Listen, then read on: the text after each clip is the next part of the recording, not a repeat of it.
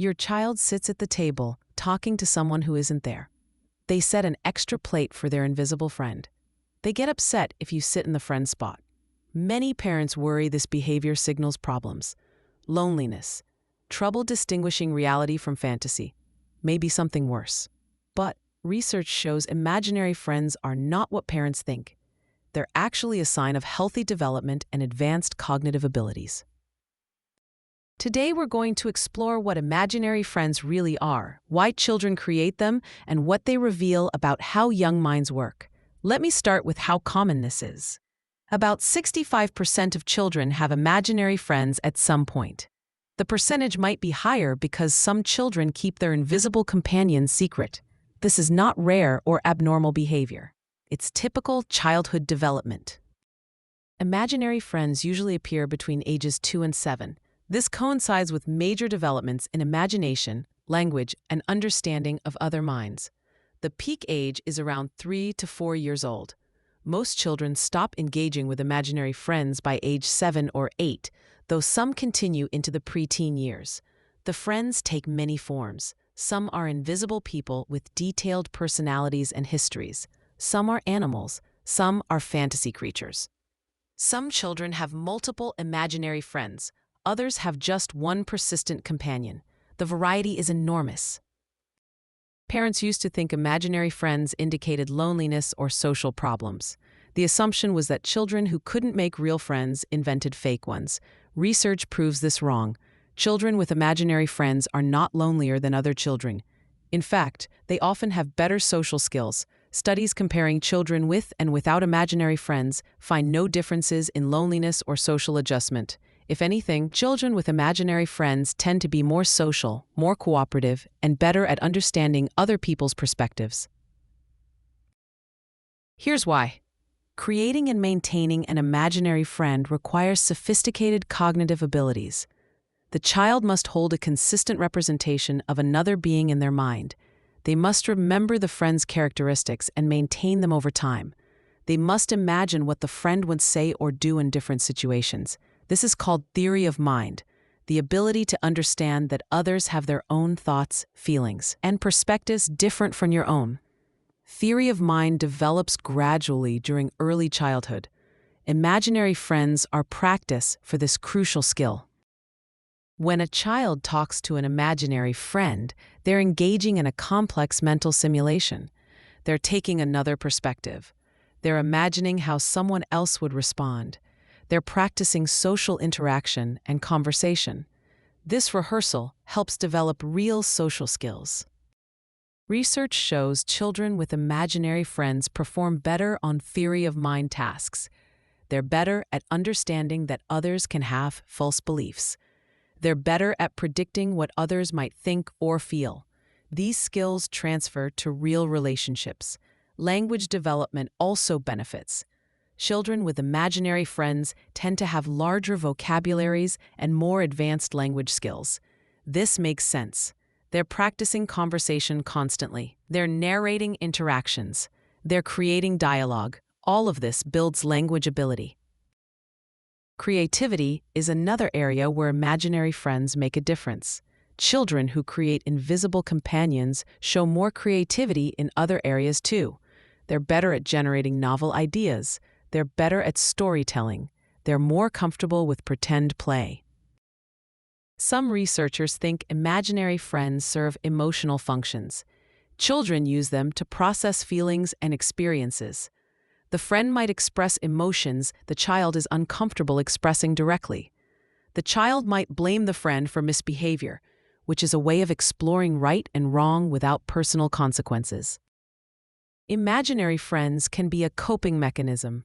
Children going through stress or change often create or rely more heavily on invisible companions, moving to a new home, starting school, the birth of a sibling. During these transitions, an imaginary friend provides stability and comfort. This is not pathological, it's adaptive.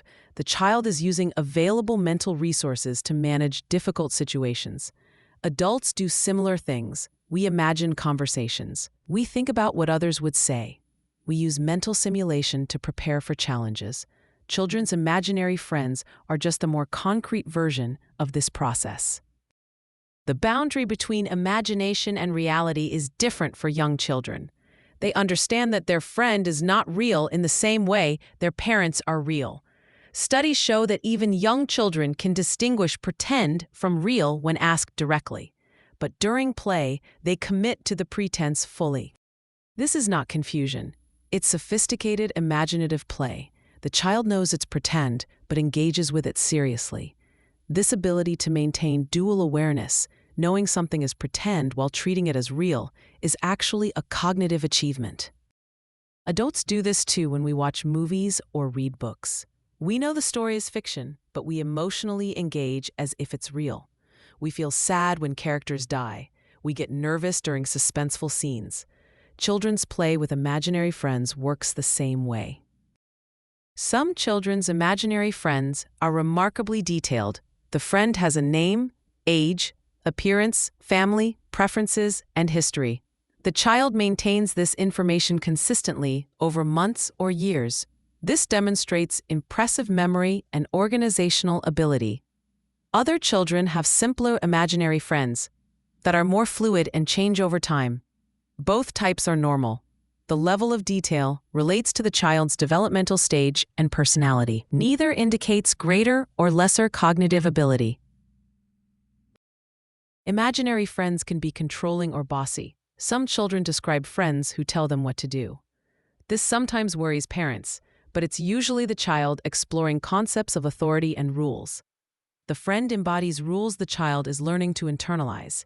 Eventually, those external voices become internal self-regulation. Cultural factors influence imaginary friends. In cultures that emphasize individual expression and creativity, imaginary friends are more common and more accepted. In cultures that emphasize conformity and reality-focused thinking, they're less common. This shows that imaginary friends are partly shaped by what children are taught to value. Birth order and family size matter too. Firstborn and only children are more likely to have imaginary friends. This might be because they spend more time alone or with adults and less time with siblings for play. The imaginary friend fills a social gap that siblings might otherwise fill. But having siblings doesn't prevent imaginary friends. Some children create companions even when they have brothers and sisters to play with. The friend serves different purposes than sibling relationships. They're fully under the child's control in ways real people are not. Gender shows some differences. Girls and boys create imaginary friends at similar rates, but the friends differ slightly. Girls more often create humans. Boys more often create animals or fantasy creatures. But these are tendencies, not rules. Individual variation is huge. Parents sometimes ask whether they should play along with the imaginary friend. The answer is you can do either. Some children want parents to acknowledge the friend. Others prefer to keep the friend private. Follow your child's lead. If your child wants you to set a place for the friend at dinner, it's fine to do so. You're supporting their imaginative play. If you feel uncomfortable with it, you can gently decline. There's no evidence that either approach harms development. What you should not do is mock or shame the child for having an imaginary friend. Don't tell them it's silly or babyish. This can damage their confidence and willingness to share their inner life with you. Imaginary friends are part of healthy development, not something to discourage. Also, avoid over-interpreting the friend. Parents sometimes worry that a mean or scary imaginary friend indicates psychological problems. Usually it doesn't. The child is exploring difficult emotions through play. The friend is a safe way to express and manage feelings like anger or fear. If the imaginary friend is consistently associated with destructive behavior, if the child becomes extremely distressed about the friend, or if the friend persists past age 8 or 9 along with other concerning behaviors, those might be worth discussing with a pediatrician, but isolated imaginary play is not cause for concern. Many famous creative people had imaginary friends as children.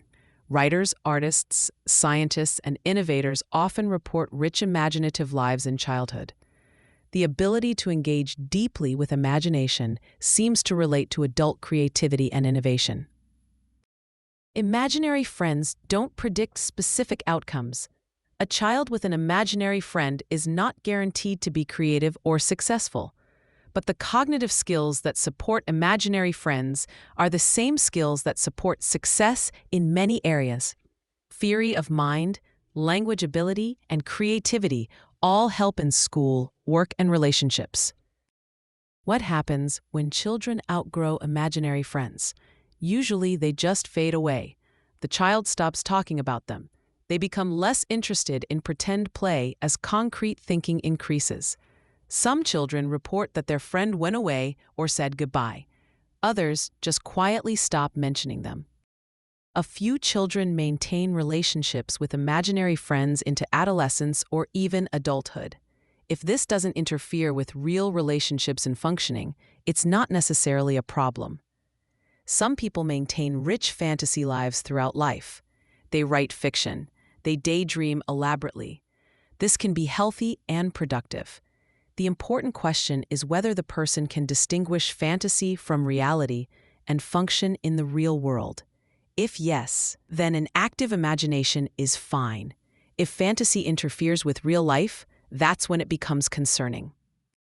Imaginary friends in childhood are not signs of future problems. They're not red flags. They're not symptoms of anything negative. They're tools children use to develop crucial cognitive and social skills. They're evidence of a healthy imagination and developing mind. If your child has an imaginary friend, don't worry. Don't try to eliminate it. Don't overanalyze it. Just let your child engage with their inner world, support their imagination, answer questions honestly about what's real and what's pretend, and appreciate that you're watching sophisticated mental development in action. The invisible friend sitting at your dinner table is not a sign of problems. It's a sign that your child's brain is working exactly as it should. They're building social skills. They're practicing language. They're exploring emotions. They're learning to think about other minds, all through the remarkable tool of imaginative play. So the next time your child introduces you to someone only they can see, remember that you're meeting the product of advanced cognitive development. That invisible friend is helping your child become a more socially skilled, emotionally intelligent, and creative person. Parents don't need to worry about imaginary friends. They need to recognize them for what they really are: signs of a healthy, developing mind. If this changed how you think about children's imaginary friends and what they reveal about development, hit that like button and subscribe. We're exploring what children's behaviors really mean and what science says about child development. Ring the notification bell so you don't miss our next investigation into the hidden meaning behind common childhood behaviors. Drop a comment if you had an imaginary friend as a child or if your children have one now. You're part of the 65% of humans who used imagination as a tool for growing up.